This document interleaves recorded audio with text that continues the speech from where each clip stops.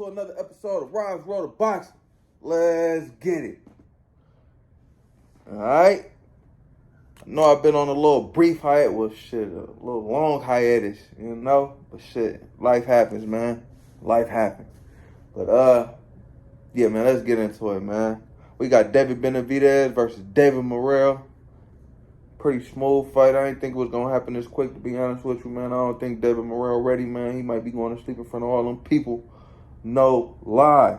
But yeah, nonetheless, the fight is happening. It's happening Saturday, February 1st, Las Vegas. You know, it's a PBC card. PBC is Al Heyman, all those guys. Freaking, they say it's pay-per-view card, man. I don't know why. Let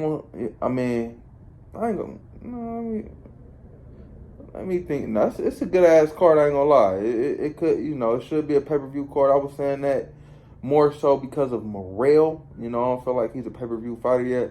But David Benavidez is a pay-per-view fighter. I ain't gonna say he's a pay-per-view fighter at 175, but at 168 for sure, a pay-per-view fighter, man. So, you know, it could be pay-per-view. Plus, the rest of the card is like, the rest of the card is on point. I ain't gonna lie. You got Brandon Figueroa versus Stephen Fulton. You got Pitbull Cruz on. It's a pretty decent card. So yeah, pay-per-view it out. Yeah, back to the main event. Yeah, I don't think Morrell ready, man. I don't think Morrell ready. You know what, he got 11 fights, 11 and 0, 9 KOs. You know, you going against a three-time champion and David Benavidez. I just think it's a lot too early, man. And yeah, man, I respect him for taking the fight because I always want to see the best fighting the best. But like I said, it's levels to this shit, man. He ain't on the Mexican Monster level, man. Even though the Mexican Monster, you know, wasn't looking the best at 175, his last fight versus Bostic. You know, he's allowed a hiccup, man. I done seen David Benavidez in there with the best, and he didn't demolish the best, man. Had them motherfuckers in there looking like amateurs, man. So I'm gonna put some respect on his name, and I'm gonna give him the benefit of the doubt. The man said he was hurt, so I'm gonna take his word for it, man. But other than that, man, I haven't seen too many flaws in David Benavidez's game, man. That was the first flaw I seen. His last fight, you know, he didn't look as good as he did at 168 at 175. Let's see if the power translate in, you know, in this fight versus David Morrell, man. Which I believe it will. I think it's David Morrell's second fight at 175. So it ain't like he just, you know, a seasoned veteran at 175 up there demolishing shit, you know. So I believe that power for sure gonna translate. You know, it's like basically fighting a 168 pounder in there, you know. So let's see, let's see how the fight plays out. I got a quick prediction. I got, I'll say David Benavidez with a 9th round KO, man. Take him in the deep waters and drown him, youngster, man. Drown him out. All right, next fight, man, I got, next fight that's going to be on the card is Brandon Figueroa versus Stephen Fulton Jr. It's a rematch. I think the first fight was, November, don't quote me, 2022 or 2023. I believe it's 2022. But it was a pretty good fight, man. It was a, you know, you give some, I give some, pause, you know, back and forth type fight, man. Fucking with Fulton pulling it out. It could have been, you know, either fighter, but I feel like they gave it to the right fighter. Brandon Figueroa been making a big deal about it ever since, though. He felt like he got robbed. He felt like, you know, he's deserved a rematch, you know, ever since the first fight. So he's finally got the rematch, and let's see if he gonna do something with that motherfucker, man, or you were just crying for nothing, man. I feel like he might do something with it. Because Scooter, man, he's coming off of a loss. Well, he was coming off of a loss to Noy anyway, which is nothing to be ashamed of. That motherfucker is a beast, you know. And his last fight, he could have lost that too, bro. I ain't gonna lie. I feel like he got gifted that win, man. And that's the same fighter that was it Carlos Castro, I think? That's the same fighter that Brandon Figueroa had beat up a couple fights before Figueroa fought him. So, you know, I feel like you should have disposed of him. I ain't gonna say should have disposed of him easy, because it was your first. What I think it was first fight at 126. You know, so like I said with David Benavidez, it's gonna be, you know, I'm gonna give you the benefit of the doubt because there's gonna be some hiccups. You're moving up in weight. You know, you're not adjusted to that weight. Let's see how everything works, how everything moves. Now, this your second fight, man, so you should be adjusted, man. You know, no more excuses for you. So I want to see how you get in there and how your power translate, how you hold up to his power, you know, which Brandon Figueroa has a lot of. But yeah, but like I said, Stephen Fulton wasn't looking good his last fight, man. I think he went down in like the 5th round, came back, you know, to edge it out in the judge's eyes, but in my eyes, could have lost that fight, bro. So I'll say Brandon Figueroa, he's on the incline, and Stephen Fulton's on the decline. I think Brandon Figueroa he's the champ at featherweight too. So I think what he got, the WBC belt. Yeah, I think he got the WBC belt at 126. So this is a title fight. The previous fight was a title fight too, if I didn't say it, which I don't know how the fuck it's. I thought Benavidez and Bivol and Benavidez had all the titles at 175. I don't know how the hell that's a title fight. If you know, drop it in the comments. You know, but yeah, back to this fight. It's a title fight. So Fulton's getting that shot at the title of his second fight at 126, thanks to Brandon Figueroa. You know,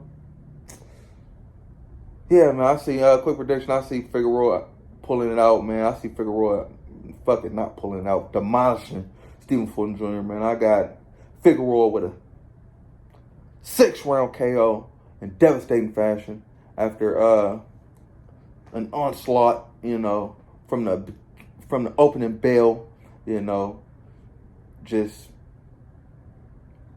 pressuring Stephen Fulton until he can't take it no more, man. Pressure burst pipes. And I feel like that boy Stephen Fulton finna get his pipe burst. Pause. All right.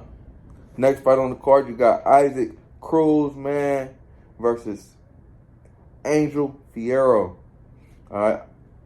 Isaac Cruz is coming off of his loss versus Jose Valenzuela. I think that's how you said it, Valenzuela. Or Ryo, call that boy Ryo. He didn't have the belt long, man. That motherfucker had that motherfucker.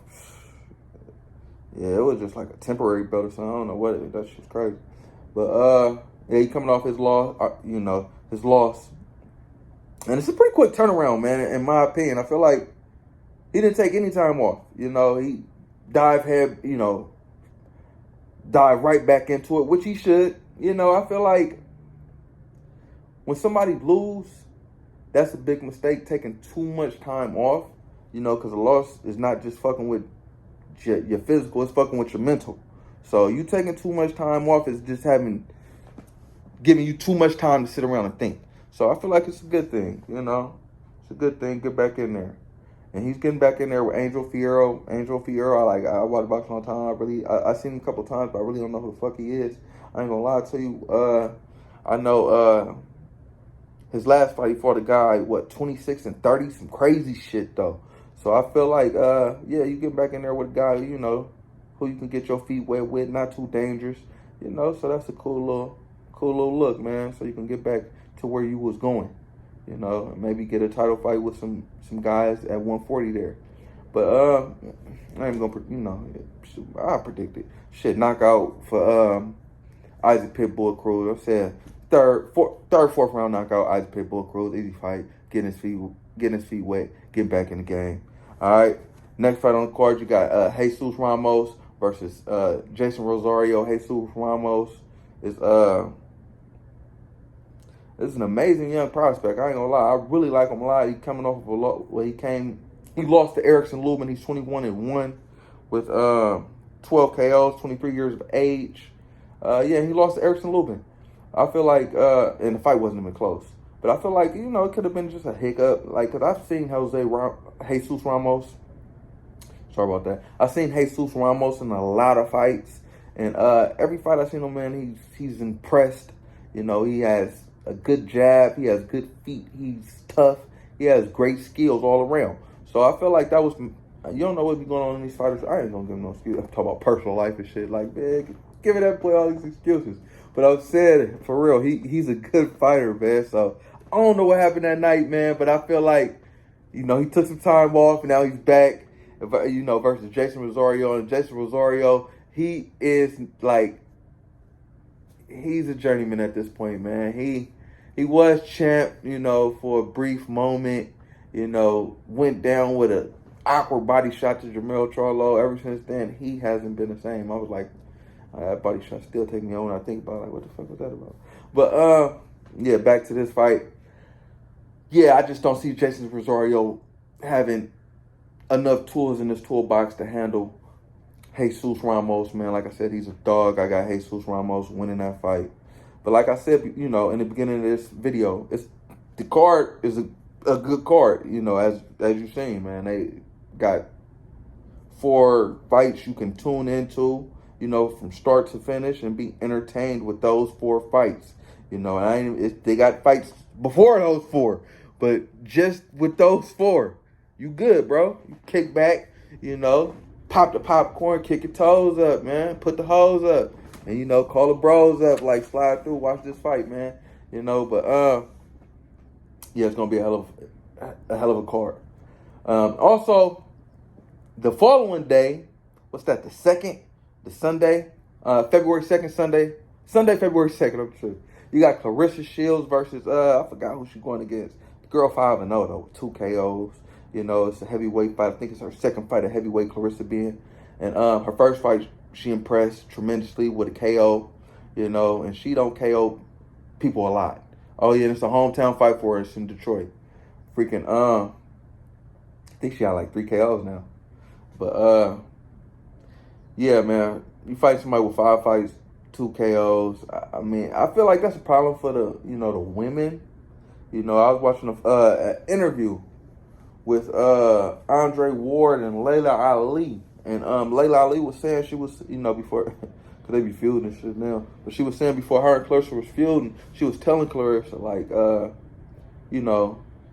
maybe you should, when you go pro, she was talking to her when she was an Olympian, like, maybe when you go pro, try to keep your weight down, to the 154 welterweight limit, like in that area, and because she was saying that's where the money is at for the women, and she was 100% correct, because once you start going up in weight with the women, the money goes down. Like, all the big name fighters for the women, Amanda Serrano, Katie Taylor, what's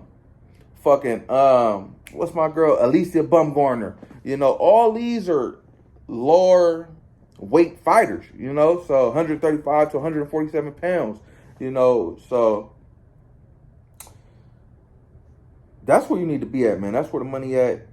You up here fighting heavyweights, I understand that your power may translate. You're a big girl, and heavyweight is, heavyweight in the men's division, but in the women's division, it's just not that, So if you're trying to maximize your money, might have to lose some weight, man. Might have to lose some weight, getting there with Alicia, getting there with Chantel Cameron, getting there with some people who can really, fatten your wallet up. But, it's the fucking GOAT. So tune in, because she's at home, man. Don't miss it. Also, tune in to that David Benavidez, David Morrell card. Like I said, it's going to be a hell of a card, And, yeah, man. Rob's back, man. Tune in every week, man. Rob's World of Boxing. Yeah. Like, comment, subscribe. All that shit, people. Yeah.